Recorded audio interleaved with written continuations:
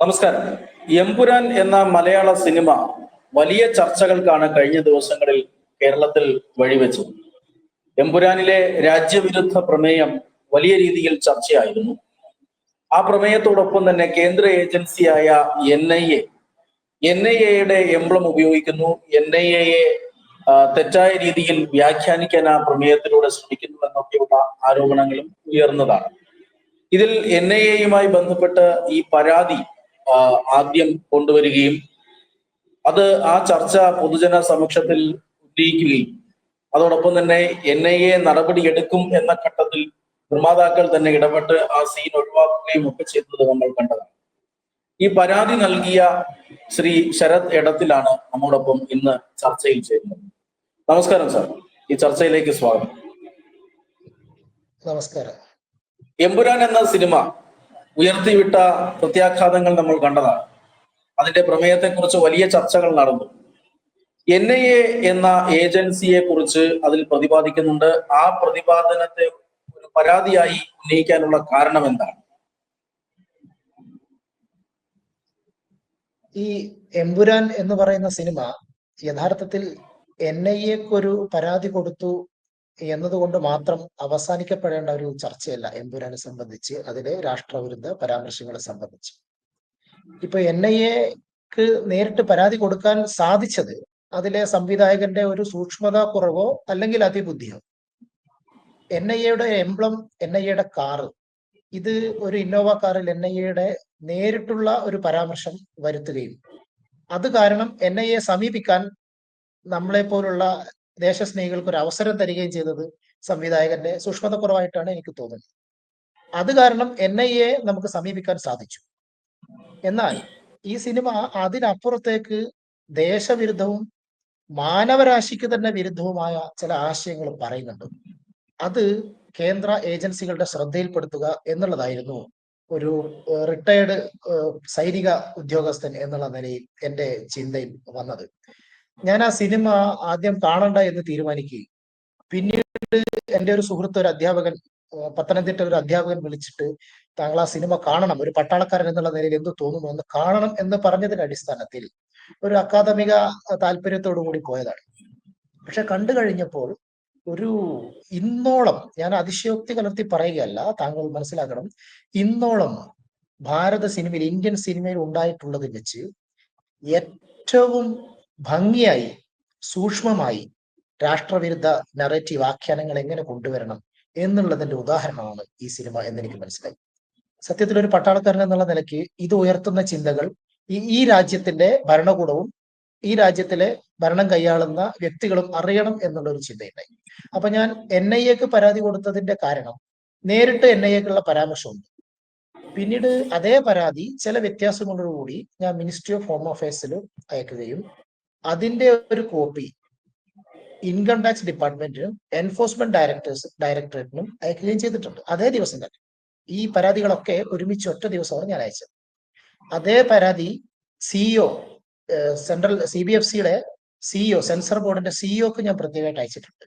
ഇതേ പരാതി തൊട്ടടുത്ത ദിവസം ഗുജറാത്ത് ഗവൺമെന്റിന് ചീഫ് മിനിസ്റ്റർ ഓഫീസിലേക്ക് അയച്ചിട്ടുണ്ട്. അവിടുന്ന് എനിക്ക് കോണ്ടാക്ട്സ് കിട്ടിയിട്ടുണ്ട്. അദ്ദേഹം അവിടുന്ന് OSD വിളിക്കുകയും PRO OSD വിളിക്കുകയും ഇതിനെക്കുറിച്ച് വിശദമായ ഒരു അന്വേഷണം ആവശ്യപ്പെടുകയും വിശദമായി അന്വേഷിക്കുകയും തുടർ അവർ നടപടികൾ എടുത്തുകൊണ്ടിരിക്കുന്നു. അപ്പോ പറഞ്ഞു വരുന്നത്, ഈ കേന്ദ്ര ഏജൻസികൾക്ക്, എല്ലാ പ്രധാനപ്പെട്ട ഏജൻസികൾക്ക് അയച്ചിട്ടുണ്ട്. ഇപ്പോ ഇൻകം ടാക്സിനും ED-ക്കും ഞാൻ കൊടുത്ത പരാതിയുടെ ഒരു പരാമർശം ഇതിലുള്ള 2017-ലും 22-ലും, 17-ൽ ശ്രീ ഗോകുലം ഗോപാലിന്റെ വീട്ടിലും ഓഫീസിലും, 22-ൽ ആന്റണി പെരുമ്പാവൂർ, ലിസ്റ്റിൻ ജോസഫ്, ശ്രീ പൃഥ്വിരാജ്, ഇത്രയും ഇതിന്റെ നിർമ്മാതാക്കളുടെ വീടുകളിൽ നടന്ന റെയ്ഡുകളെ കുറിച്ച് പുനരന്വേഷണവും ഈ ചിത്രവുമായി ബന്ധപ്പെടുത്തി അന്വേഷണമാണെന്നാണ് പറഞ്ഞിരിക്കുന്നത്. അപ്പൊ NIA-ക്ക് പരാതി കൊടുത്തിരിക്കുന്നതിന്റെ അതിലേക്ക് മാത്രം അല്ല, ഇത് ഈ സിനിമ മുന്നോട്ട് വെക്കുന്ന ദേശവിരുദ്ധ ആശയങ്ങൾ എല്ലാ ഏജൻസികൾക്കും ഞാൻ പരാതി കൊടുത്തിട്ടുണ്ട്. ഗുജറാത്ത് ഗവൺമെന്റിന് പരാതി കൊടുത്തിട്ടുണ്ട്. അതിൽ NIA കുറിച്ച് നേരിട്ടുള്ള പരാമർശം വന്നതുകൊണ്ട് അങ്ങനെ ഒരു സൗകര്യം ലഭിച്ചു എന്നുള്ളതാണ് വസ്തുത. ഈ നമ്മൾ ഈ ചർച്ചകളിലൊക്കെ ഉയർന്നു വരുന്ന ഒരു കാര്യമുണ്ട്. ഇതൊരു കലാസൃഷ്ടിയാണ്, ഇതൊരു സിനിമയാണ്. ആ സിനിമയെ സിനിമയായി കണ്ടാൽ പോരെ, ഇങ്ങനെ എഴുതാപ്പുറം വായിച്ചെടുക്കുന്നത് എന്തിനാണ് എന്നൊരു പരാമർശം അല്ലെങ്കിൽ അങ്ങനെ ഒരു വാദമാണ് ഒരു ഭാഗത്ത് നിന്ന് ഉയരുന്നത്. അതിനെ എങ്ങനെയാണ് താങ്കൾ നോക്കിയത്? ഇത് വളരെ ശരിയായ ഒരു വാദമാണ് എന്ന് നമുക്ക് പ്രത്യക്ഷത്തിൽ തോന്നാം.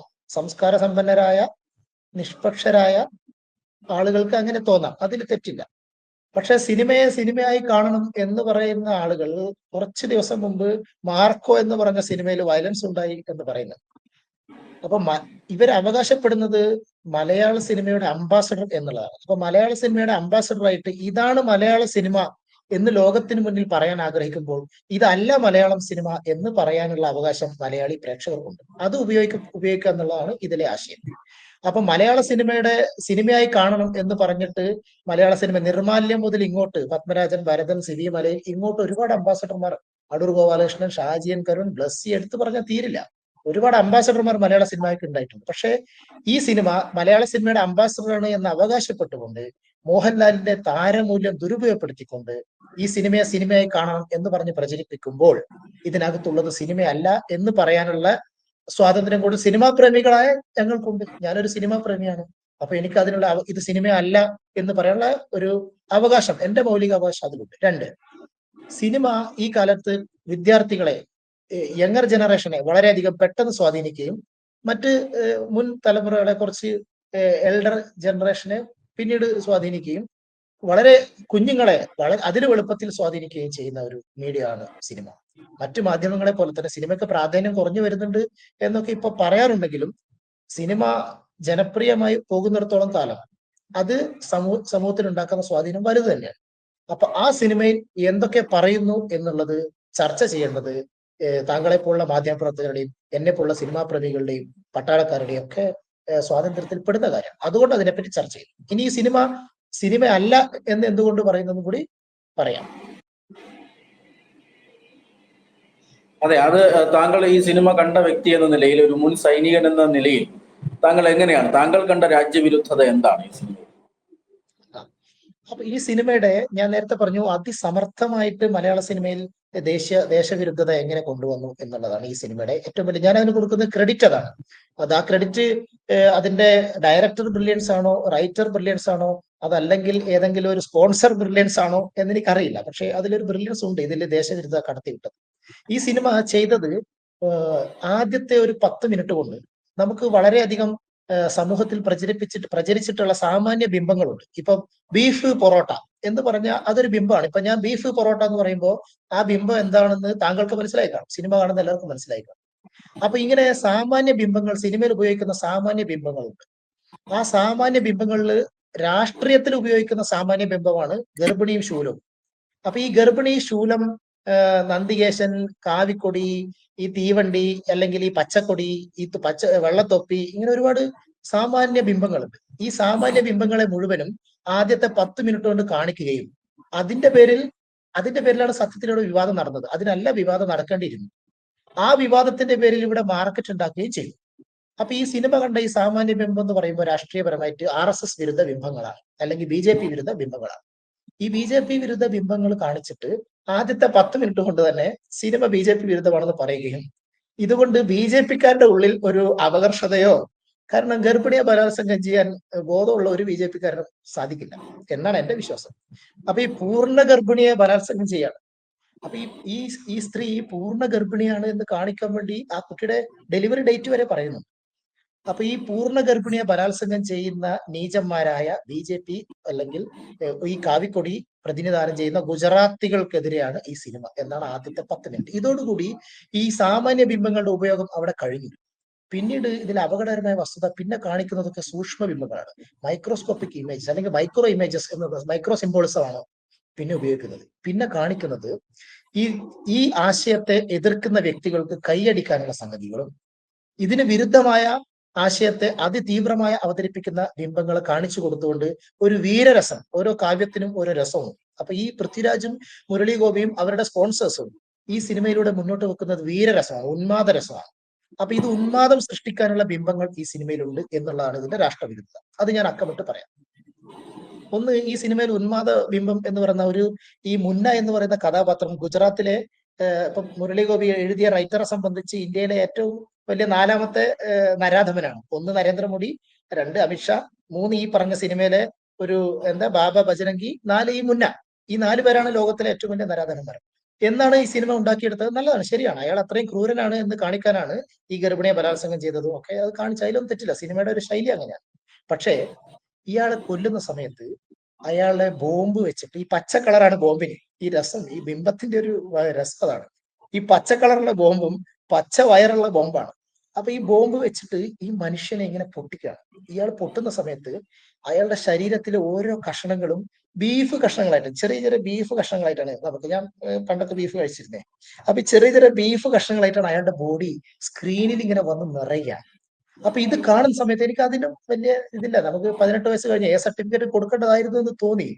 പക്ഷെ എന്നെ അത്ഭുതപ്പെടുത്തിയത് ഈ മനുഷ്യന്റെ പച്ച ബോംബ് കൊണ്ട് പൊട്ടുന്ന ശരീരം, പച്ച ശരീരം സ്ക്രീനിൽ നിറയുമ്പോൾ ഒരു 10 സെക്കൻഡ് ആ സ്ലോ മോഷനിൽ കാണിക്കുമ്പോൾ ഞാൻ കണ്ട സംസ്കാര സമ്പന്നമായ തിയേറ്ററിൽ ഒരു കയ്യടിയാണ്.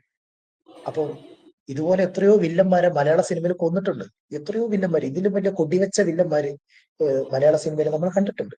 അപ്പൊ ഒരു വില്ലനെ പച്ച ബോംബ് വെച്ച് കൊല്ലുമ്പോൾ കൈയടിക്കാനുള്ള മനസ്ഥിതിയാണ് അതുവരെ ആ സിനിമയിൽ ഉണ്ടാക്കിയെടുത്തത്. ഇതാണ് ഞാൻ NIA കൊടുത്ത പരാതിയിലെ വർഗീയ വിദ്വേഷം, മതസ്പർദ്ധ. ഇതിനെ സ്പർദ്ധാ ബിംബങ്ങൾ എന്ന് വിളിക്കാനാണ് ഞാൻ ആഗ്രഹം. വിദ്വേഷ ബിംബങ്ങളാണ് സിനിമയിൽ. ബിംബങ്ങൾ ഇടുന്ന പ്രണയത്തിനൊരു ബിംബമുണ്ട്, അല്ലെങ്കിൽ ലൈംഗികതയ്ക്ക് ഒരു ബിംബമുണ്ട്. പക്ഷെ ഇങ്ങനെ മതപരമായ വർഗീയതയ്ക്ക് ബിംബം കണ്ടുപിടിച്ചതിൽ മുരളി ഗോപിയൊക്കെ അഭിനന്ദിക്കണമെന്നാണ് എന്റെ ആ തരത്തിലുള്ള ഒരു വിശകലനം. അങ്ങനെ നോക്കുമ്പോൾ ഇദ്ദേഹത്തിന്റെ ശരീരം പൊട്ടിച്ചതറുമ്പോൾ മലയാളികളെ കൊണ്ട് കൈയടിപ്പിക്കുകയാണ്, ഈ കുട്ടികളെ അമ്പരപ്പിക്കുകയാണ്. ഇതാണ് ഇതിലെ ഒരു സൂക്ഷ്മം. രണ്ടാമത് തുർക്കിയുടെ പതാക കാണാം. ഈ തുർക്കിയുടെ പതാക ഈ സിനിമയിൽ വരേണ്ട ഒരു കാര്യമില്ല. തുർക്കി, അപ്പോ പൃഥ്വിരാജിന്റെ ഏതോ ടീം ഇരിക്കുമ്പോ അവര് ഒരുമിച്ച് ചിലപ്പോൾ ചർച്ച ചെയ്യുമ്പോൾ പറയുമ്പോ, ചേട്ടാ നമുക്കൊരു കൊടി അവിടെ വെച്ചാലോ, ആ കൊടിക്ക് ഇങ്ങനെ ഒരു കളറായാലോ, അതിൽ ഇങ്ങനെ ഒരു വെള്ള നക്ഷത്ര ചന്തക്കറ ആക്കിയാലോ എന്നൊക്കെ ചിന്തിച്ചിട്ടുണ്ടാവും. അത് നിരുപദ്രവകരമാണോ ദുരുപദിഷ്ടപരമാണോ എന്ന് എനിക്കറിയില്ല. പക്ഷേ ആ തുർക്കിയുടെ കൊടി അവിടെ വരേണ്ട ഒരാവശ്യം ആ സിനിമയിലില്ല. ഇതിലെ മറ്റൊരു ബിംബം എന്താന്ന് പറഞ്ഞാൽ മലബാറി എന്ന് പറഞ്ഞൊരു സംബോധനയാണ്. ഈ മലബാറി എന്നത് ഹോട്ടൽ മലബാർ എന്നൊക്കെ പേരിടുകയല്ലാതെ ഇന്നത്തെ കാലഘട്ടത്തിൽ, ഞാൻ 10 വർഷം സൈന്യത്തിലും അല്ലാതെയും 10-20 വർഷം ഭാരതത്തിന്റെ വിവിധ ഭാഗങ്ങളിൽ യാത്ര ചെയ്ത മനുഷ്യരാണ്. അവിടുന്ന് ആരെയും മലബാറി എന്ന് ഉത്തരേന്ത്യക്കാർ മലയാളികൾ വിളിക്കും ഞാൻ കേട്ടിട്ടുണ്ട്. ഇപ്പൊ അവർ മല്ലു എന്ന് വിളിക്കാറ്. അത് എല്ലാ സംസ്ഥാനത്തും ഉണ്ട്. പണ്ടൊക്കെ മദിരാശി എന്ന് വിളിച്ചിരുന്നു. അത് ഈ സാഹിത്യകാരന്മാരുടെ കഥകളിലും മറ്റും പ്രയോഗപ്പെട്ട് വന്ന, അല്ലാതെ ഈ കട്ടിംഗ് സൗത്ത് പോലുള്ള ആശയങ്ങളിലൂടെ വന്നതല്ല. മദിരാശി എന്നുള്ളത് നല്ല അർത്ഥത്തിൽ വിളിച്ചാണ്. അപ്പൊ ഈ മലബാറി എന്ന് സംബോധന ചെയ്യാനുള്ള കാരണം, ഈ മലബാറി എന്ന് വിളിക്കാനുള്ള കാരണം, ഈ 45% ജനസംഖ്യയുള്ള മലബാർ സംസ്ഥാന വാദത്തിന് വേണ്ടി കേട്ട് പഴകിയ വാദം ഒന്നുകൂടെ റീഇറ്ററേറ്റ് ചെയ്യുക എന്നുള്ള സൂക്ഷ്മ ബിംബമാണ് അവിടെ ഉപയോഗിക്കുക. അല്ലെങ്കിൽ അവിടെ അപ്പൊ പറയുന്നുണ്ട് മലബാറി, അത് ഇരിക്കട്ടെ. പിന്നീട് ഇതിൽ കണ്ടിരിക്കുന്ന മറ്റൊരു സൂക്ഷ്മ ബിംബം എന്താന്ന് പറഞ്ഞാൽ, ഈ സൈനിക ഉദ്യോഗസ്ഥൻ, IB ഉദ്യോഗസ്ഥൻ അജ്ഞാതന്റെ വെടിയേറ്റ് മരിക്കുകയാണ്. അപ്പൊ ഇതൊരു അജ്ഞാത വെടിയേൽക്കുക എന്ന് പറയുമ്പോൾ, ഞാൻ പറയുമ്പോൾ തന്നെ ആ ബിംബം സാറ് മനസ്സിലാവുന്നുണ്ട് എന്താണ് ബിംബം എന്നുള്ളത്. അപ്പൊ ഈ അജ്ഞാതന്റെ വെടിയേറ്റ് മരിക്കുന്നത് നിങ്ങൾക്ക് മാത്രമല്ലടോ സാധിക്കുക, ഞങ്ങളെ കൊണ്ട് പറ്റും എന്ന ഉന്മാദ രസമാണ് അവിടെ സന്ദേശം. അപ്പൊ ആ അജ്ഞാതന്റെ വെടികൊള്ളുമ്പോ ഒരു പാവപ്പെട്ട ഉദ്യോഗസ്ഥനാണ്, അയാൾക്ക് ആ വലിയ റോളൊന്നുമില്ല. സത്യത്തിൽ അയാൾക്ക് സ്റ്റീഫൻ ആരാന്ന് പോലും ആ സിനിമയിൽ അയാൾക്ക് മനസ്സിലായിട്ടില്ല. അയാളുടെ ജോലി, മാനം മര്യാദയ്ക്ക് ജോലി ചെയ്യുന്ന. അപ്പൊ ഇതിന്റെ സന്ദേശം എന്താന്ന് പറഞ്ഞാൽ 3 കാര്യങ്ങളാണ് അതിൽ. ഒന്ന്, ഭരണകൂടത്തോട് സഹകരിക്കുന്ന ഉദ്യോഗസ്ഥന്മാരെ നാളെ നിങ്ങളുടെ ഗതി ഇതാണ്. ഇതാണ് ഞാൻ IB കൊടുത്ത മറ്റൊരു പരാതി. ഇത് കൊടുക്കുന്ന സന്ദേശം, സമൂഹത്തിൽ കൊടുക്കുന്ന സന്ദേശം അത് തെറ്റാണ്. 2, ഞങ്ങളുടെ സഹോദരങ്ങൾ ബലൂചിസ്ഥാനിൽ വെടികൊണ്ട് മരിക്കുന്ന ഞങ്ങളുടെ സഹോദരന്മാർ, അജ്ഞാതരുടെ വെടികൊണ്ട് മരിക്കുന്ന സഹോദരന്മാർക്കുള്ള ആദരാഞ്ജലിയാണ്. 3-മത്തത്, ഇത്രയേ ഉള്ളൂ ഭാരതത്തിന്റെ ഉദ്യോഗസ്ഥൻ എന്നുള്ളതാണ്. ഇതാണ് ഞങ്ങളെ പോലുള്ള സൈനിക ആളുകളെ വേദനിപ്പിക്കുന്നത്, അല്ലാതെ BJP VMS ഇതൊന്നും ഞങ്ങളുടെ വിഷയം. പിന്നെ മറ്റൊരു കാര്യം അവിടെ പറഞ്ഞിരിക്കുന്നത്, ഇന്ത്യയിലെ ഏറ്റവും വലിയ ജനാധിപത്യ രാജ്യത്തിലെ ഏറ്റവും പ്രബുദ്ധമായ ജനത വോട്ട് ചെയ്ത് ജയിപ്പിച്ച ആളാണ് ജതിൻ രാംദാസ് എന്ന് പറയുന്ന മുഖ്യമന്ത്രി. അതിപ്പോ രാഹുൽ ഗാന്ധിയാണോ, പ്രിയങ്ക ഗാന്ധിയാണോ, പിണറായി വിജയനാണോ എന്നുള്ള ജനങ്ങൾ തീരുമാനിക്കും. അതെല്ലാം സാമാന്യ ബിംബങ്ങൾ, അതിലൊന്നും പ്രശ്നമല്ല. മോഹൻലാലിനെ ഒരുപക്ഷെ ഇതൊക്കെ പറഞ്ഞിട്ടായിരിക്കും പറ്റിച്ചിട്ടുണ്ടാവുക. എല്ലാവരും പറയുന്നുണ്ട്, പിണറായി വിജയനെ പറഞ്ഞിട്ടുണ്ട്, സുരേന്ദ്രനെ പറയുന്നുണ്ട് എന്നാണ് പറഞ്ഞിട്ടുണ്ടാവുക. അപ്പൊ മോഹൻലാലിനോട് ഈ സിനിമ ബ്രീഫ് ചെയ്യുന്ന സമയത്ത് എന്നാ ഞാൻ വിശ്വസിക്കുന്നത്. കാരണം അതൊക്കെ നിരുപദ്രവകരമായി എല്ലാ സിനിമകളിലും കാണുന്ന സാമാന്യത. അപ്പൊ പറഞ്ഞു വരുന്നത്, കേരളത്തിന്റെ ഒരു മുഖ്യമന്ത്രി, നമ്മുടെ ഞാനും നിങ്ങളും വോട്ട് ചെയ്ത് ജയിപ്പിച്ച ഇഷ്ടമുണ്ടെങ്കിലും അല്ലെങ്കിലും നമ്മളെ റെപ്രസെന്റ് ചെയ്യുന്ന ജനപ്രതിനിധി സൗദി അറേബ്യയില് അല്ലെങ്കിൽ അജ്ഞാതമായ ഏതോ ഒരു കടലിന്റെ മുകളിൽ ബോംബ് വെച്ച് പൊട്ടിച്ച് കൊല്ലുകയാണ് അദ്ദേഹം ഹെലികോപ്റ്ററിൽ. അത് സാധ്യമായിരുന്നു പണ്ട് കോൺഗ്രസ് ഭരിക്കുമ്പോൾ. മാധവറാവു സിന്റെയും രാജേഷ് പൈലറ്റും ഈ റെഡ്ഡിയും ഒക്കെ മരിച്ചതുപോലെ സാധ്യമായി. ഇന്നത് സാധ്യമല്ല പ്രിയപ്പെട്ട സുഹൃത്തുക്കളെ. ഈ സിനിമയെ അങ്ങനെ കാണുന്ന സുഹൃത്തുക്കളെ, സിനിമയെ കാണാൻ പറ്റില്ല. ഈ രാജ്യത്തിന്റെ മുഖ്യമന്ത്രി, അത് പിണറായി വിജയനായാലും, എനിക്ക് അദ്ദേഹം ഭരണഘടനാ സ്ഥാപനം വഹിക്കുന്ന ഒരു വ്യക്തിയാണ്. അദ്ദേഹത്തെ നിങ്ങൾ ഇങ്ങനെ പട്ടാപ്പകല് കടലിന്റെ മുകളിൽ വെച്ച് ബോംബിട്ട് കൊല്ലുക എന്ന് പറഞ്ഞാൽ എനിക്ക് അത്ര പെട്ടെന്ന് സ്വീകരിക്കാൻ കാര്യം. അന്ന് ഇന്ത്യ ഇന്ന് അങ്ങനെയല്ല.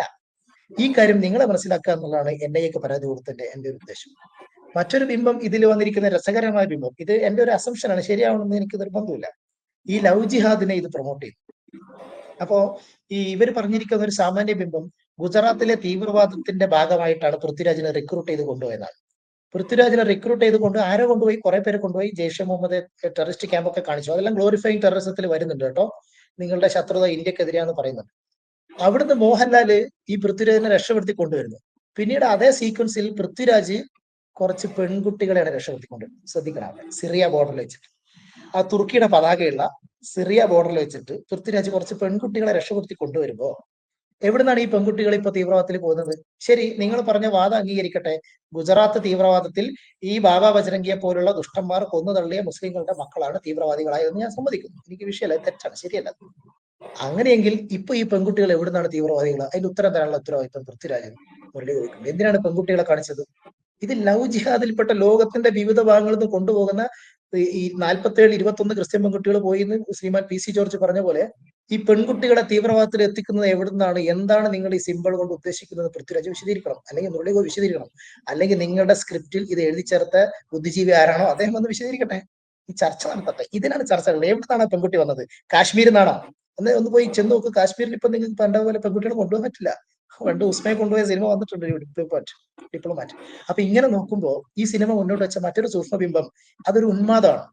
നിങ്ങൾ ഞങ്ങളുടെ മാതാപിതാക്കളെ കൊന്നപ്പോൾ അവരുടെ മക്കൾ തീവ്രവാദികളായെങ്കിൽ ഇപ്പോൾ നിങ്ങളുടെ പെൺകുട്ടികൾ തീവ്രവാദികളായിക്കൊണ്ടിരിക്കുകയാണ്. ഇത് എന്റെ അസംഷൻ മാത്രമാണ്, ശരിയാവണമെന്നില്ല. അല്ലെങ്കിൽ അദ്ദേഹം വിശദീകരിക്കട്ടെ, മുരളി ഗോപി വിശദീകരിക്കട്ടെ. എന്റെ അസംഷനാണ്, ഞാൻ അത് ശരിയാണെന്ന് ഞാൻ പറയുന്നില്ല. ഈ സിനിമയിൽ ഉപയോഗിച്ചിരിക്കുന്ന മറ്റൊരു ബിംബം, അതാണ് ഏറ്റവും ഭീകരമായ ഒരു സൂക്ഷ്മബിംബം. ഇതിൽ പറഞ്ഞിരിക്കുന്നത് ഷെൻ ട്രയാഡാണ് ഇനി ലോകത്തിൽ വരാൻ പോകുന്നത്. ഈ ഷെൻ ട്രയാഡ് വന്നിട്ട്, ട്രയാഡ് എന്ന് പറഞ്ഞ ത്രിത്വം, ചൈനീസ് ത്രിത്വമാണ്. അവര് വന്നിട്ട് ഇതൊരു അധോലോക ശക്തികളുടെ കളിയാണ്. ഇവിടെയുള്ള ഭരണകൂടത്തെ മോഡിയോ അമിത്ഷായോ അല്ലെങ്കിൽ ഇന്ത്യയോ ഒന്നും അല്ല, നിങ്ങൾ പേടിക്കണ്ട. ലോകത്തെ നിയന്ത്രിക്കുന്നത് ഷെൻ ട്രയാഡും ഈ ഖുറേഷി അബ്രഹാം കൂടിയിട്ടാണ് ലോകത്തെ നിയന്ത്രിക്കുന്നത്. അതുകൊണ്ട് ഇവരെയൊന്നും ഭയപ്പെടേണ്ട ആവശ്യമില്ല. ഇവരെ നടുക്കടലിൽ വെടിപൊട്ടിച്ച് കൊല്ലാനുള്ള സംവിധാനം നമ്മുടെ കയ്യിലുണ്ട്, പേടിക്കണ്ട എന്നാണ് പറയുന്നത്. ഇതാണ് ഞാൻ പറഞ്ഞ ഈ ഉന്മാദരസവും വീരരസവും വളർത്തുക എന്ന് പറയുന്നത്. അപ്പൊ ഈ ഷെൻ ട്രയാഡിന്റെ മുന്നിൽ ഈ സിനിമ അവസാനിക്കുമ്പോൾ ഇതിന്റെ എൻഡ് ക്രെഡിറ്റിൽ അന്ത്യശീർഷക ഗാനം, ഈ സിനിമയുടെ അന്ത്യശീർഷക ആവട്ടെ ഈ ഗാനം എന്ന് ഞാൻ ആശംസിക്കുന്നു. ഈ അന്ത്യശീർഷക ഗാനത്തിൽ പറയുന്നത് ഒരു ചൈനയുടെ ഉയർത്തെഴുന്നേൽപ്പാണ്. ഈ ചൈനയുടെ ഉയർത്തെഴുന്നേൽപ്പിൽ എന്താ സംഭവിക്കുന്നതെന്ന് പറഞ്ഞാൽ, ചൈന അങ്ങോട്ട് ആ സീൻസ് താങ്കൾ ഒന്നുകൂടെ പരിശോധിച്ചാൽ മനസ്സിലാവും. ചൈന ഉയർത്തെഴുന്നേൽക്കുകയും ഇതിൽ ഇന്ത്യ തകരുകയും, ഇന്ത്യക്ക് പിടിച്ചു നിൽക്കാൻ പറ്റുന്നില്ല. മോഹൻലാൽ ജയിലിനകത്താണ്. സാർ ഒന്നുകൂടെ താങ്കൾ അത് പോയി കാണും. മോഹൻലാലിനെ ജയിലിനകത്താക്കി പൃഥ്വിരാജ്. മോഹൻലാൽ ഈ സിനിമയിൽ 3 മണിക്കൂർ അഭിനയിച്ചുള്ളൂ, അടുത്തതിൽ ചിലപ്പോൾ 1.5 മണിക്കൂർ ഉണ്ടാവും. കാരണം ഈ അദ്ദേഹത്തിന്റെ ഒരു പ്രിൻസിപ്പിൾ ഉണ്ടല്ലോ, ഇടത്തെ കൈ കൊണ്ട് തട്ടി മാറ്റിയിട്ട് മുന്നോട്ട് പോകുക എന്നുള്ളത്. ലൂസിഫറിൽ പറഞ്ഞ ആ പ്രിൻസിപ്പിളാണ് ഇവിടെ പൃഥ്വിരാജ് താരസിംഹാസനത്തിന് വേണ്ടി മോഹൻലാലിന്റെ നേരെ ഉയർത്തിക്കൊണ്ടിരിക്കുന്നത്. അദ്ദേഹത്തിന് മനസ്സിലായിട്ടില്ല എന്നുള്ളതാണ് അദ്ദേഹത്തെ പോലെ ഒരാൾക്ക് പറ്റിയ അബദ്ധം. അപ്പോ മോഹൻലാൽ ജയിലിനകത്താണ്. അസ്രായേൽ എന്ന് പറഞ്ഞ വരാൻ പോകുന്ന സിനിമയിൽ മോഹൻലാൽ ജയിലിനകത്തും അവിടെ നിന്ന് മോഹൻലാലിനെ രക്ഷിക്കാൻ വരുന്ന ദൈവത്തിന്റെ മാലാഖയുടെ ശിങ്കിടിയാണ് പൃഥ്വിരാജ്. എന്നിട്ട് ഈ ചൈനയുടെ മുമ്പിൽ പതറിപ്പോകുന്ന ഇന്ത്യയെ ഈ പൃഥ്വിരാജിന്റെ അബ്രഹാം ഖുറേഷിയുടെ നേതൃത്വത്തിലുള്ള പൃഥ്വിരാജാണല്ലോ അബ്രഹാം ഖുറേഷിയുടെ, ശരിക്കും അബ്രഹാം ഖുറേഷിയെ പോലും മരണത്തിൽ നിന്ന് രക്ഷപ്പെടുത്തുന്നത് പൃഥ്വിരാജാണ്. നമ്മൾ കണ്ടതാണ് ഈ സിനിമയിൽ എമ്പുരാനി. അബ്രഹാം ഖുറേഷി ശങ്കിച്ചു നിൽക്കുമ്പോൾ പൃഥ്വിരാജിന്റെ മാസ് എൻട്രിയാണ്. നല്ലതാണ്, നല്ല അഭിനയമൊക്കെ നന്നായിരുന്നു കേട്ടോ, മോശം പറയാൻ പറ്റില്ല. അപ്പോ ഈ അബ്രഹാം ഖുറേഷിയുടെയും ചൈനയുടെയും ഈ മേധാവിത്വത്തിന്റെ മുന്നിൽ നരേന്ദ്രമോദിയുടെ നേതൃത്വത്തിലുള്ള ഇന്ത്യ മുട്ടുകുത്തിപ്പോകും. ഇതാണ് സന്ദേശം, ഇതാണ് പറയാൻ ഉദ്ദേശിക്കുന്നത് അടുത്ത സിനിമയിൽ. അതാണ് എന്റെ ക്രെഡിറ്റ് കാണിച്ചിരിക്കുന്നത്. ഈ മുട്ടുകുത്തുന്ന ഇന്ത്യയെ രക്ഷപ്പെടുത്താൻ വേണ്ടി വരുന്നത് ആരാന്ന്? 2 പേരാണ്. മോഹൻലാൽ ജയിലിനകത്തായി കഴിഞ്ഞു, കുറച്ച് സമയത്തായിരിക്കും. പക്ഷേ ഈ സയ്യിദ് മസൂദും പ്രിയങ്ക ഗാന്ധി, വയനാട്ടിൽ നിന്ന് ത്രിവർണ്ണ പതാകയുടെ ബോർഡറുള്ള വെള്ള സാരി ധരിച്ച പ്രിയദർശിനി എന്ന പ്രിയങ്ക ഗാന്ധി വയനാട്ടിൽ നിന്ന് വരികയാണ്. ജതിൻ രാംദാസെ കൊണ്ട് ഗുണമില്ല, അവനെ വെട്ടിപ്പിടിച്ച് കൊന്നു.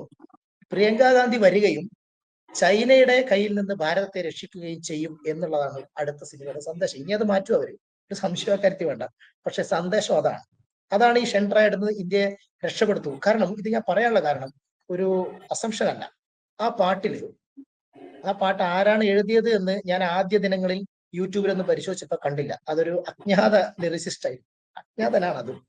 പക്ഷെ പിന്നീട് ഈ ഒരു ആർട്ടിക്കിൾ ഇത് സംബന്ധിച്ച് ഓർഗനൈസറിൽ വരികയും അതിനുശേഷം മുരളി ഗോപിയാണ് ഈ പാട്ട് എഴുതിയത് എന്ന് അവർ ഡിക്ലെയർ ചെയ്യുകയും ചെയ്തു.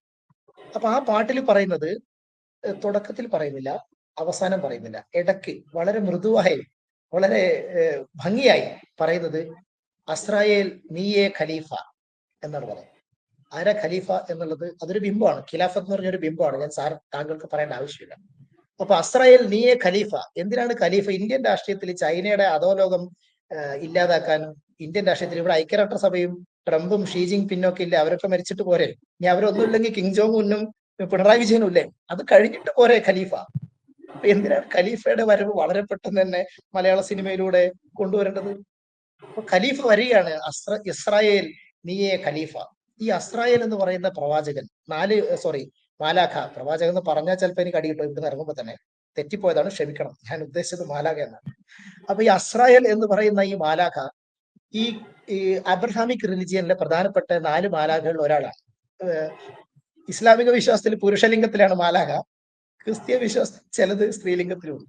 അപ്പൊ ഈ അസ്രായേൽ മാലാഖ എന്ന് പറഞ്ഞാൽ മസ്കുലീൻ പവറുള്ള ഈ ഇസ്ലാമിക ദർശനപ്രകാരം ശരിക്ക് 4 മാലാഖകൾ ആരാണെന്ന് താങ്കൾ ഗൂഗിളിൽ സെർച്ച് ചെയ്താൽ ക്രിസ്ത്യൻ വിശ്വാസത്തിൽ വരുന്ന 4-ൽ 3 എണ്ണവും, ഇസ്ലാം വിശ്വാസത്തിൽ വരുന്ന 4-ൽ 3 എണ്ണവും, ഹീബ്രു വിശ്വാസത്തിൽ വരുന്ന 3 എണ്ണവും ഏകദേശം ഒരുപോലെയാണ്. ഒരാൾ വ്യത്യാസമുണ്ട്.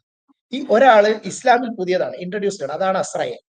So it is very specifically it is mentioned and it is very clear that this is an Islamic symbol. അല്ലെങ്കിൽ ഈ അസ്രായേൽ എന്ന് പറയുന്ന മാലാഖക്ക് പകരം ഇവിടെ വരേണ്ടത് ഈ ക്രിസ്തീയ വിശ്വാസത്തിൽപ്പെടുന്ന മാലാഖയാണ്. അത് ഉറിയേൽ എന്ന് പറഞ്ഞ മാലാഖയാണ്. അപ്പൊ ഉറിയേൽ എന്ന് പറഞ്ഞ മാലാഖയെ മാറ്റി ഇസ്ലാമിക വിശ്വാസത്തിൽപ്പെടുന്ന അസ്രായേൽ എന്ന് പറഞ്ഞ മാലാഖയെ കൊണ്ടുവന്നത് അത് പുരുഷ ശക്തിയുള്ള മരണത്തിന്റെ കാവൽക്കാരൻ, കൊല്ലാൻ വേണ്ടി എന്നല്ല, സ്പിരിച്വൽ ഇത് പ്രകാരം അത് ഈ അസ്രായേലിന്റെ ഫംഗ്ഷൻ എന്താന്ന് പറഞ്ഞാൽ ഈ ഹിന്ദു വിശ്വാസത്തിലുള്ള യമരാജൻ, ചിത്രഗുപ്തൻ എന്നൊക്കെ പറയുന്ന പോലെ അടുത്ത് നിൽക്കും ദൈവിക സങ്കല്പത്തിൽ. അപ്പൊ ഈ അസ്രായേൽ മരിക്കുന്ന മനുഷ്യരുടെ ആത്മാവ്, റൂഹ് എന്നാണ് പറയാ. സിർ, റൂഹ്, കൽബ്, മഹസ് എന്ന് പറയുന്ന സങ്കല്പമുണ്ട്. അപ്പൊ ഈ റൂഹ് എന്ന് പറയുന്ന ആത്മാവിന് ഈ ശരീരത്തിൽ നിന്ന് എടുത്തിട്ട് ദൈവത്തിന് തിരിച്ചു കൊടുക്കുന്നു. നല്ലൊരു വർക്കാണ് അദ്ദേഹം ചെയ്യുന്നത്, അസ്രായേൽ ചെയ്യുന്ന നല്ലൊരു വർക്കാണ്. സ്പിരിച്വൽ ചിന്ത പ്രകാരം അത് പ്രോത്സാഹിപ്പിക്കേണ്ട വർക്കാണ്. ഒരു മാലാഖ വന്നിട്ട് മനുഷ്യന്റെ ആത്മാവ് എടുത്തിട്ട് ദൈവത്തിന് തിരിച്ചു കൊടുക്കുന്നു, അതൊരു നല്ല വർക്കാണ്. പക്ഷേ ഈ സിനിമയിൽ അസ്രായേൽ ചെയ്യുന്ന അങ്ങനെയല്ല, ദൈവത്തിന് വേണ്ടി കൊല്ലുകയാണ്. അപ്പൊ അത്യാവശ്യത്തിന് ആത്മാവ് എടുക്കണമെങ്കിൽ, ആത്മാവിൽ കുറവ് വന്നാൽ മറ്റേ സലിം കുമാർ ചോദിച്ച പോലെ ശവങ്ങളൊന്നും ഇല്ലടോ എന്ന് ആംബുലൻസ് ഡ്രൈവറോട് ചോദിച്ച പോലെ ഈ ആത്മാവിനെ ദൈവം പറയും കുറച്ച് ആത്മാവിനെ കൊണ്ടുവരുന്ന പറയുമ്പോൾ അസ്രായേലിനെ വിടും. എന്നിട്ട് അസ്രായേൽ ആത്മാവിനെ പറിച്ചെടുത്തിട്ട് ദൈവത്തിന് ചോര കൊണ്ട് കൊണ്ടുകൊടുക്കുന്നതാണ് ഈ മുരളി ഗോപിയുടെ പാട്ടിൽ പറയുന്നത്. വളരെ ഭീകരമാണ്. എന്താ പറയുന്നത്? ഖയാമത്ത് ദിനത്തിൽ, അന്ത്യ ദിവസത്തിൽ, ഈ പാട്ടിലെ വരികളാണ് ഞാൻ ഉദ്ദേശിക്കുന്നത്, താങ്കൾ മനസ്സിലാക്കാം. ഖയാമത്തിന്റെ അന്ത്യദിനങ്ങളിൽ നിയത്തിന്റെ ചോര കൊണ്ട്. എന്തിനാ നിയത്ത് എന്ന് പറഞ്ഞാൽ സർവശക്തനായ ദൈവത്തിനെ ആരാധിക്കാനുള്ള സങ്കല്പം, ദൃഢനിശ്ചയം മനസ്സിലെടുക്കുമ്പോൾ അവിടെ എന്തിനാ ചോര ഇല്ലാതെ ആരാധിച്ചൂടെ? അപ്പൊ നിയത്തിന്റെ ചോര കൊണ്ട് ഖയാമത്ത് ദിനത്തിൽ അസ്രായേൽ വന്നിട്ട് ആത്മാവ് എടുത്തിട്ട് ജഹനാലിന്റെ കാവൽ, ജഹനാൽ എന്ന് പറഞ്ഞാൽ ഈ മരണക്കിണറാണ്, മരണക്കെണിയാണ്, മരണത്തിന്റെ ഒരു ഗുഹയാണ്, എന്തോ ആയിക്കോട്ടെ, പലതരത്തിലുള്ള വ്യാഖ്യാനങ്ങളുണ്ട്. അപ്പൊ ഈ മരണക്കിണറിൽ നിന്ന്, ഈ മരണച്ചുഴിയിൽ നിന്ന് ഭാരതത്തിന്റെ ആത്മാവിനെ മുറിച്ചു മാറ്റി ദൈവത്തിങ്കിൽ സമർപ്പിക്കണം. ഏതാ ദൈവം എന്നൊക്കെ ഞാൻ പറയാതെ എല്ലാവർക്കും അറിയാലോ, ഒറ്റ ദൈവമേ ഉള്ളൂ ലോകത്ത്. അപ്പൊ ഈ അസ്രായേലിന്റെ ഫംഗ്ഷൻ അതാണ്. ആ ഫംഗ്ഷന് വേണ്ടി അസ്രായേലിനെ കൊണ്ടുവരാനാണ് മോഹൻലാലിനെ ഉപയോഗിച്ചത് എന്ന് പറയുമ്പോൾ ഞാൻ ഈ സിനിമയായി കാണണം. മോഹൻലാൽ എന്ന് പറയുന്ന നടൻ സിനിമയായി കാണുന്ന വ്യക്തിയല്ല. അദ്ദേഹം ലെഫ്റ്റനന്റ് കേണൽ എന്ന് പറയപ്പെടുന്ന വ്യക്തിയാണ്. അതായത് ചെയ്യുന്നുണ്ടോ എന്നുള്ള എനിക്കറിയില്ല, അത് പട്ടാളക്കാർ തീരുമാനിക്കട്ടെ. അദ്ദേഹം ലെഫ്റ്റനന്റ് കേണൽ എന്ന് പറയുമ്പോൾ അദ്ദേഹത്തിനെ ലെഫ്റ്റനന്റ് കേണലാക്കിയതും ഇന്ത്യൻ പ്രധാനമന്ത്രി ഓരോ സംവിധാനത്തിൽ കൊണ്ടുവരുന്നതും സിനിമയായി കാണുന്നല്ല, സിനിമ സമൂഹത്തിൽ ചെലുത്തുന്ന സ്വാധീനത്തിന്റെ അടിസ്ഥാനം. അപ്പൊ ഈ ബിംബങ്ങൾ, അസ്രായേലിന്റെ ബിംബങ്ങൾ, ഇതെല്ലാം ദേശവിരുദ്ധമാണ്. അപ്പൊ ഇന്ത്യ മഹാരാജ്യത്തിന്റെ തകർച്ച അതിന്റെ സൂക്ഷ്മ ബിംബങ്ങൾ കാണിച്ച് നടുക്കടലിൽ വെച്ചൊരു മുഖ്യമന്ത്രി വെട്ടിപ്പൊട്ടിച്ച് കൊന്ന്, ഒരു മനുഷ്യനെ ബോംബ് കൊണ്ട് പൊട്ടിച്ചു കൊന്നു, ഇതെല്ലാം ചെയ്തിട്ട് പിന്നെ നീയെ ഖലീഫ എന്നുള്ള പാട്ടും പാടി പോകുമ്പോൾ ഞാൻ കൈയടിച്ചിട്ട് പോകണമെന്നാണോ താങ്കൾ പ്രതീക്ഷിക്കുന്നത്? സാധ്യമല്ല, ഒരു പട്ടാളക്കാരൻ ഇത് സാധ്യമല്ല. അപ്പം ഇങ്ങനെ ഈ ഒരു പക്ഷേ ഞാൻ അങ്ങനെ പൃഥ്വിരാജിനോട് എനിക്ക് വലിയ വിരോധമൊന്നുമില്ല. ഞാൻ പൃഥ്വിരാജിന്റെ ഒരു പഴയ നന്ദനം അല്ലെങ്കിൽ ഒരുപാട് ഉർമി പോലുള്ള സിനിമകൾ പൃഥ്വിരാജ്, ഈവൺ ഔറംഗസീബ് എന്ന് പറഞ്ഞ സിനിമയിൽ റോളൊന്നും ഇല്ലെങ്കിലും ഔറംഗസീബ് എന്ന് പറഞ്ഞ സിനിമ, സലാർ എന്ന് പറഞ്ഞ സിനിമ, പൃഥ്വിരാജ് നല്ലൊരു സുകുമാരന്റെ ജനിതക ഘടന പേറുന്ന ഒരു നടനാണ്. സുകുമാരന്റെ ജനിതക ഘടന പകുതി പൃഥ്വിരാജിനും പകുതി ഇന്ദ്രജിത്തിനും കിട്ടിയത് അവരുടെ ഭാഗ്യമാണ്. അവരതൊന്നും ചെയ്യാതെ, അവര് പോലും അറിയാതെ വല്ലവന്റെയും പിന്നെ നമ്മുടെ നാടൻ ഭാഷയിൽ പറഞ്ഞാൽ വല്ലവന്റെയും കക്ഷത്ത് തലവെച്ച് കൊടുത്തിട്ട് ഇതാണ് സിനിമ, ഞങ്ങളാണ് അംബാസഡർ എന്ന് പറയുമ്പോൾ, വർഷങ്ങളായി സിനിമയെയും ഈ രാജ്യത്തെയും ഇവിടുത്തെ പട്ടാളത്തെയും പോലീസിനെയും രാഷ്ട്രീയത്തെയും ഒക്കെ ചെറുതായിട്ടെങ്കിലും നിരീക്ഷിക്കുന്ന നമുക്കൊക്കെ അത് അനുവദിച്ചു കൊടുക്കാൻ സാധിക്കില്ല. ഇതാണ് ഈ സിനിമയുടെ രാഷ്ട്രവിരുദ്ധത. ഇനി ഈ സിനിമയുടെ വർഗീയത, ക്രിസ്ത്യൻ വിരുദ്ധത, അതും കൂടെ ഞാൻ വിശദീകരിച്ച് പറയുന്നില്ല. പക്ഷെ കാരണം അത് ഒരുപാട് ആദരണീയരായ ഫാദർമാർ ഒരുപാട് പേര് അത് ചർച്ച ചെയ്ത് കഴിയും, എല്ലാവരും അറിഞ്ഞാണ്. പക്ഷെ ഒരു പോയിന്റ് അവരെ ശ്രദ്ധയിൽ പോലും പെടാത്ത ഒരു പോയിന്റ് പറയാം. ഈ ലൂസിഫർ എന്ന് പറഞ്ഞ സിനിമയിൽ സ്റ്റീഫന്റെ എൻട്രി സമയത്ത് പറയുന്നുണ്ടായിരുന്നു, സ്റ്റീഫനല്ല യേശു ക്രിസ്തു വന്നാലും ഞങ്ങൾ തടയുന്നു. അപ്പൊ ഇത് പറയുമ്പോൾ വളരെ കൊളോക്കിയലായിട്ട് പറഞ്ഞാന്ന് തോന്നും. അപ്പൊ ഇതൊരു ടെസ്റ്റ് ഡോസ് ആണ്. ഈ ലൂസിഫർ എന്ന് പറഞ്ഞ സിനിമ മോഹൻലാലിന്റെ താരശോഭയിൽ മുങ്ങിപ്പോയി. നല്ല സിനിമയാണ്, എനിക്ക് ഇഷ്ടപ്പെട്ടു. ഞാൻ അതിനെ ഒരു കാവ്യം എന്നാണ് വിശേഷിപ്പിക്കുന്നത്, സിനിമ എന്ന് പറയുന്നില്ല. ചില സ്ഥലങ്ങളിൽ അതൊരു കാവ്യമാണ്, നല്ലൊരു ആർട്ട് വർക്കാണ്, ഇല്ല എന്ന് പറയാൻ പറ്റില്ല. അപ്പൊ ആ സിനിമയിൽ ക്രിസ്ത്യൻ മതവിശ്വാസത്തെ ഒന്ന് ടച്ച് ചെയ്ത് നോക്കി, ഒന്ന് കൊട്ടി നോക്കി, മറുപടി ഇല്ല. കാരണം ക്രിസ്ത്യൻ ആ വിശ്വാസത്തെ ഹനിച്ചപ്പോ അന്ന് 2020 19 ഒരുപാട് പള്ളിയിൽ അച്ഛന്മാർ അതിനെതിരെ വന്നിട്ടുണ്ട്, നമ്മൾ താങ്കൾ ശ്രദ്ധിച്ചിട്ടുണ്ടാവും. അപ്പൊ ഈ കാര്യത്തെ ഒരു ടെസ്റ്റ് ഡോസ് കൊടുത്തിട്ട് അതിൽ തന്നെ ലൂസിഫർ എന്നുള്ള പേര് വെച്ച് ഈ സിനിമയിൽ പള്ളി ഖറാഘോഷ് എന്ന് പറഞ്ഞത്, ഈ ഖറാഘോഷിന്റെ പ്രത്യേകത ഒരുപാട് അറിയായിരിക്കും, ക്രിസ്ത്യാനികളെ കൊന്നുകൊടുക്കിയ സ്ഥലമാണ് ഖറാഘോഷ്. ആ പള്ളിയിൽ വെച്ചിട്ട് കുരിശ് താഴുകയും, ഇതൊക്കെ കാണിക്കുന്ന ഒരു മതവിദ്വേഷം. ഇതാണ് BNS ഭാരതീയ ന്യായ സംഹിത 196 പ്രകാരം ഞാൻ കൊടുത്തിരിക്കുന്ന കേസ്. വളരെ ഡെലിബറേറ്റ്ലി, ഇന്റൻഷനലി മതവിദ്വേഷം പരത്താൻ ശ്രമിക്കുന്നത്. അപ്പൊ ഇത് എന്തിനാണെന്നൊരു ചോദ്യം കൂടെ താങ്കളുടെ മനസ്സിൽ വരുന്നുണ്ട്. എന്തിനാണ് ഒരുമിച്ച് ക്രിസ്ത്യൻ വിദ്വേഷം മതവിദ്വേഷം പരത്തുന്നത്? ഇതിന്റെ ഒരു രഹസ്യം എന്താന്ന് പറഞ്ഞാൽ, അതാണ് ഞാൻ പറഞ്ഞ മറ്റൊരു സൂക്ഷ്മബിംബം. ഇതില് ഈ അബ്രഹാമിക് റിലിജിയനുകളുടെ ആഭ്യന്തര യുദ്ധവും മൂപ്പിളമ തർക്കമുണ്ട്. അബ്രഹാമിക് റിലിജിയൻസിന്റെ മൂപ്പിളമ തർക്കത്തിൽ അതിലൊരു ആത്യന്തികമായ മേൽക്കൈ നേടാനുള്ള ശ്രമമാണ്. ഈ അസ്രായേൽ എന്ന് പറഞ്ഞ മാലാഖയുടെ യഥാർത്ഥ പേര് ലസ്രയേൽ എന്നാണ്, ഹീബ്രു ലസ്രയേൽ എന്നാണ് ആ മാലാഖയുടെ പേര്. ഈ അബ്രഹാം ഖുറേഷി എന്ന് പറയുന്ന ആളെ എന്തുകൊണ്ടാണ് അബ്രഹാം എന്ന് പേരിടാതെ അബ്രാം എന്നിട്ട് നമ്മൾ ചിന്തിക്കും? ഈ ഖുറേഷി മലയാളികളെ സംബന്ധിച്ച് അബ്രഹാം ലിങ്കൺ മുതൽ ഇങ്ങോട്ട് അബ്രഹാം എന്നുള്ള പേരാണ് നമുക്ക് സുപരിചിതം. അപ്പൊ ഒരു മലയാള സിനിമയിൽ അബ്രഹാം എന്നിടുന്നതിന് പകരം അബ്രാം എന്നിട്ടത് വളരെ ദുരുപദിഷ്ടമായി ഇതൊരു ഇസ്ലാമിക് അല്ലെങ്കിൽ അബൊറിജിൻ, ക്രിസ്തുവിന് പൂർവമായ ഒറിജിനാലിറ്റി ഞങ്ങളുടേതാണ് എന്ന് തെളിയിക്കാനുള്ള ഒരു ആർത്തി, ത്വര എന്ന് പറഞ്ഞാൽ പോലെ ഒരു ഇസ്ലാമിക വൽക്കരണ ആർത്തി ഈ സിനിമയിൽ കാണുന്നുണ്ട്. അതാണ് അബ്രാം. പിന്നെന്താ ഖുറേഷി എന്ന് പേരിട്ടത്? ഖുറേഷി എന്ന് പറഞ്ഞ പ്രവാചകന്റെ ഡയറക്റ്റ് ഡെസിഡൻസ് ഇൻ ഇന്ത്യ ആണ്, അല്ലെങ്കിൽ ഡയറക്റ്റ് ഡെസിഡൻസിന്റെ ഈ നോർത്ത് വെസ്റ്റേൺ പ്രൊവിൻസിൽ കൂടെ ഇന്ത്യയിലേക്ക് കടന്നു വന്ന ഡയറക്റ്റ് ഡെസിഡൻസ് ആണ് നമ്മുടെ മലപ്പുറത്തെ ആളുകൾ ഉള്ളത് പോലെ എന്ന് നമുക്ക് അംഗീകരിക്കാം. എനിക്ക് അതിലൊന്നും പ്രശ്നമല്ല കേട്ടോ. അപ്പം ആ പിന്മുറക്കാരാണ് ഖുറേഷി. അപ്പൊ ഈ അബ്രഹാം ഖുറേഷി എന്ന് പറയുന്നത് എന്തുകൊണ്ട് സ്റ്റീഫനെ അബ്രഹാം ആക്കിയില്ല എന്നുള്ള ക്വസ്റ്റ്യൻ കൂടെ ഞാൻ നേരത്തെ പറഞ്ഞ അബ്രഹാമിക് റിലിജിയന്റെ മൂപ്പളമ തർക്കത്തിന്റെ ഭാഗമായിട്ട് കാണും. പിന്നെ ഇലോഹ് എന്ന് പറഞ്ഞ പദം ഇതിൽ ഉപയോഗിക്കുന്നു. അപ്പൊ ഇതൊക്കെ ഞാൻ വിശദീകരിച്ച് പറയുന്നില്ല, ഇതൊക്കെ ഇതിന്റെ ലക്ഷണങ്ങളാണ്. ഇനി ഇതിൽ ഞാൻ പറയണമെന്ന് ആഗ്രഹിക്കുന്ന ഒരു പോയിന്റ് എന്താന്ന് പറഞ്ഞാൽ ഗുജറാത്തികളോടുള്ള വിദ്വേഷം കാണിക്കുന്നു. അപ്പൊ ഇതിൽ ശരിക്കും പറഞ്ഞാൽ ഈ പൃഥ്വിരാജ് ആണൊരുത്തനാണ്, നട്ടലുള്ളവനാണ്, ആളറിഞ്ഞ് കളിക്കുന്നവനാണ് എന്നാണ് നമ്മൾ മനസ്സിലാക്കേണ്ടത്.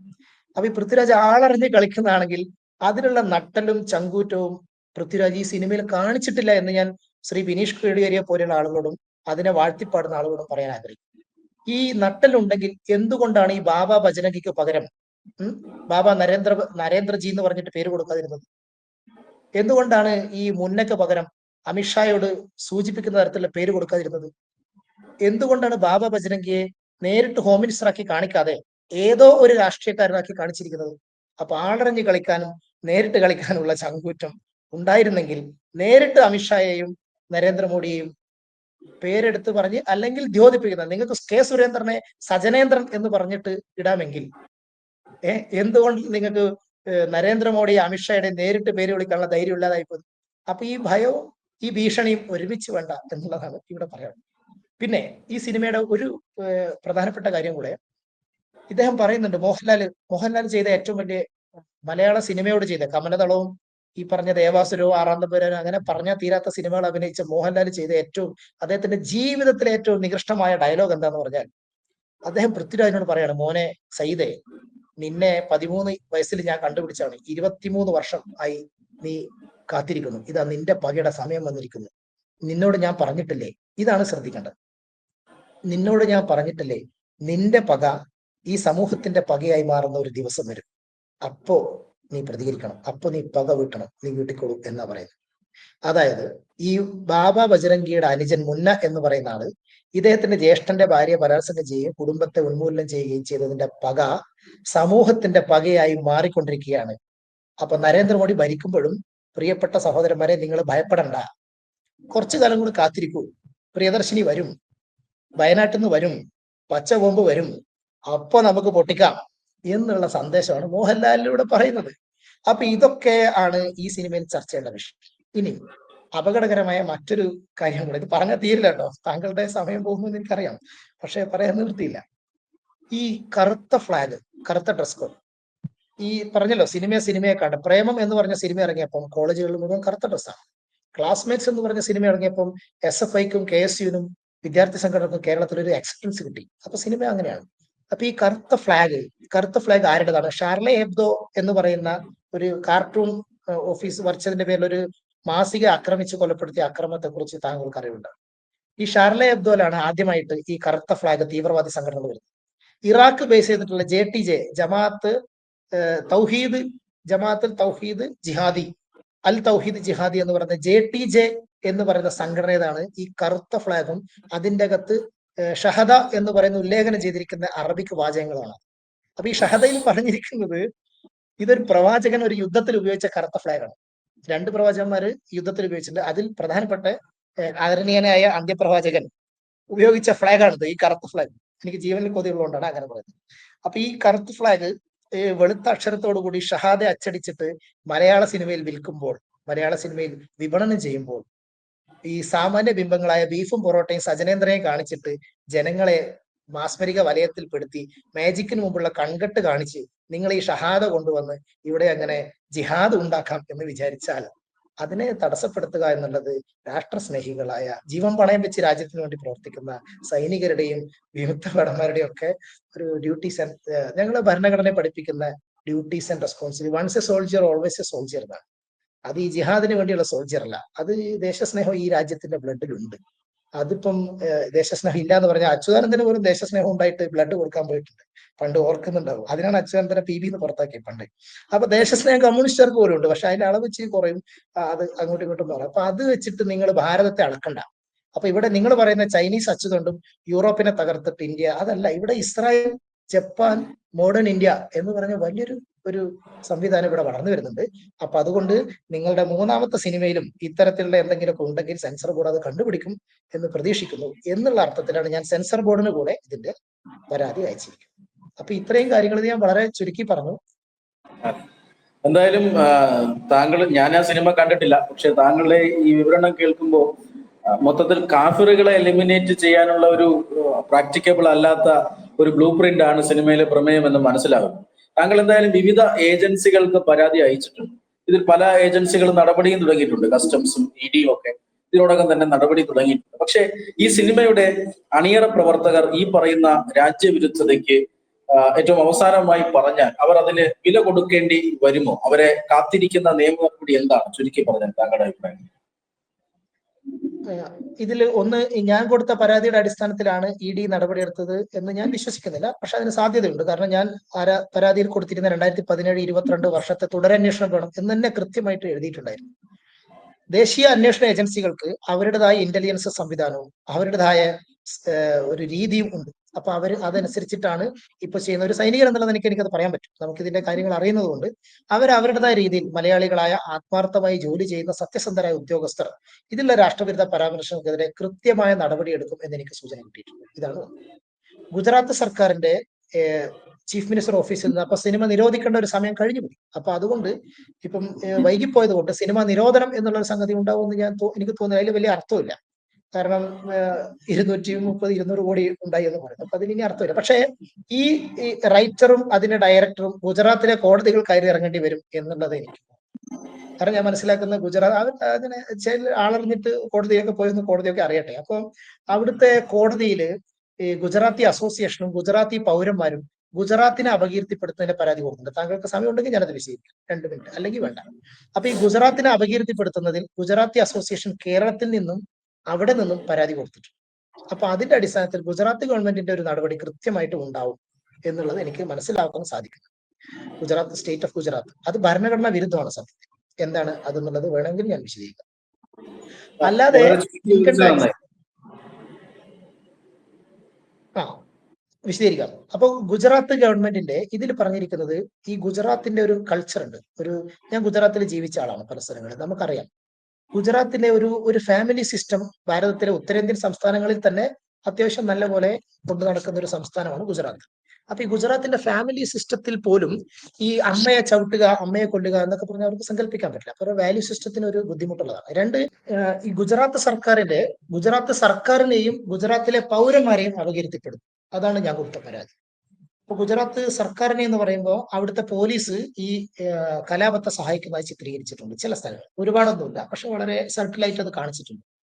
പിന്നെ ഗുജറാത്തിലെ ഫാമിലി സിസ്റ്റത്തിന്റെ ഞാൻ പറഞ്ഞു. പിന്നീട് ഗുജറാത്തിലെ ജനങ്ങൾ കേരളത്തിന്റെ കോസ്റ്റ് തീവ്രവാദ പ്രവർത്തനങ്ങൾക്ക് വേണ്ടി ഉപയോഗിക്കാനുള്ള സാധ്യതകളെ പറ്റി ലോകത്തോട് വിളിച്ചു പറയുന്നു. അത് ഒരു ഇന്റർനാഷണൽ ആയിട്ടുള്ള ഒരു എല്ലാവർക്കും അറിയുന്ന കാര്യമാണ്, കേരളത്തിലെ കണ്ടെയ്നർ പിടിക്കുന്നത്. പക്ഷെ അത് ഈ സിനിമ ഡെലിബറേറ്റ്ലി പറയുകയാണ്. അപ്പൊ അത് ഗുജറാത്തിനെതിരാണ്. നിങ്ങൾ ചിന്തിക്കേണ്ടത്, താങ്കൾക്ക് അറിയാമായിരിക്കും, കോഴിക്കോടും വടകര മലബാറിന്റെ ഈ ദക്ഷിണ ഭാഗത്ത് ഗുജറാത്തികൾ 60-70 വർഷങ്ങളായിട്ട് വാണിജ്യ ബന്ധത്തിൽ ഏർപ്പെട്ടിരിക്കുന്ന ഗുജറാത്തികളുണ്ട്.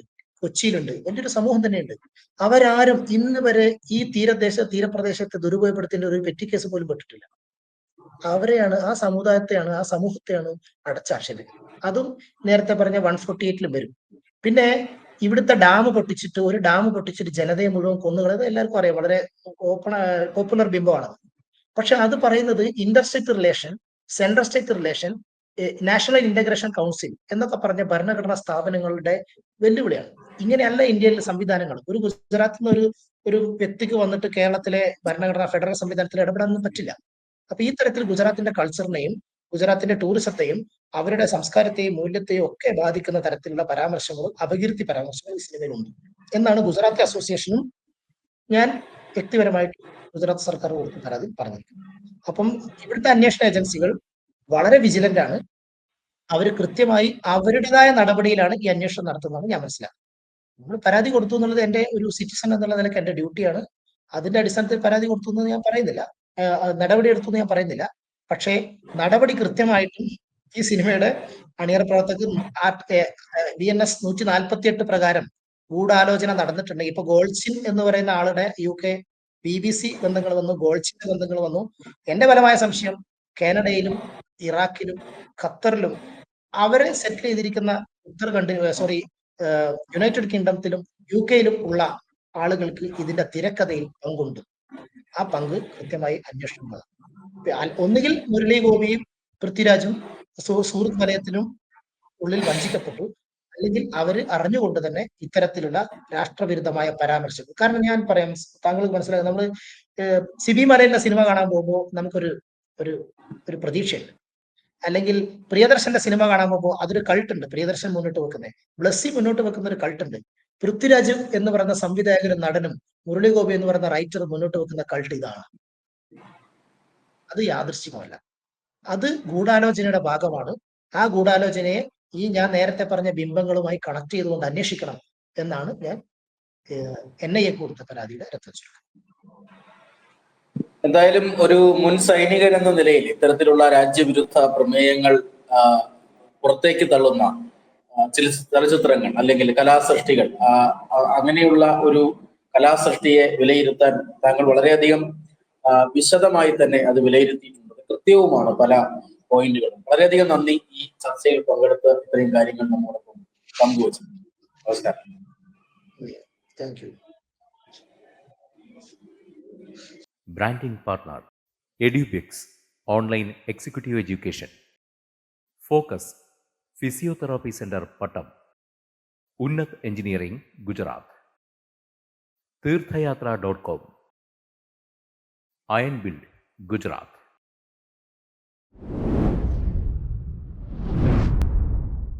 തുമ്പമൺ ശ്രീ വടക്കുംനാഥൻ ക്ഷേത്രം, അമ്പലക്കടവ്, പത്തനംതിട്ട. ശ്രീമദ് സ്കന്ദപുരാണ മഹാസത്രം 2025 മെയ് 11 മുതൽ 18 വരെ. ബ്രഹ്മശ്രീ മുംബൈ ചന്ദ്രശേഖര ശർമ്മയുടെ മുഖ്യ കാർമ്മികത്വത്തിൽ മഹാഗണപതി ഹോമം, സ്കന്ദപുരാണ പാരായണം, മഹത് പ്രഭാഷണങ്ങൾ, പൂജഹോമാദികൾ, കലാസാംസ്കാരിക പരിപാടികൾ. സത്രയജ്ഞ കർമ്മങ്ങളിലേക്ക് എല്ലാ ഭക്തജനങ്ങളുടെയും സാന്നിധ്യവും സഹകരണവും സാദരം അഭ്യർത്ഥിക്കുന്നു. മഹാസത്രവേദിയിൽ മെയ് 18 പഴനി അരുൾമിക ദണ്ഡായുധപാണി സ്വാമി ദേവസ്ഥാന അർച്ചക സ്ഥാനികർ ശ്രീസെൽവ സുബ്രഹ്മണ്യ ശിവശാരിയാരുടെ മുഖ്യകാർമ്മികത്വത്തിൽ നടക്കുന്ന അതിശ്രേഷ്ഠവും സർവൈശ്വര്യദായകവുമായ സ്കന്ദഹോമം. സ്കന്ദമഹാപുരാണ സത്രത്തിന്റെ ആദിമധ്യാന്തമുള്ള സമ്പൂർണ്ണ തത്സമയ കാഴ്ച തത്വമയി നെറ്റ്വർക്കിൽ.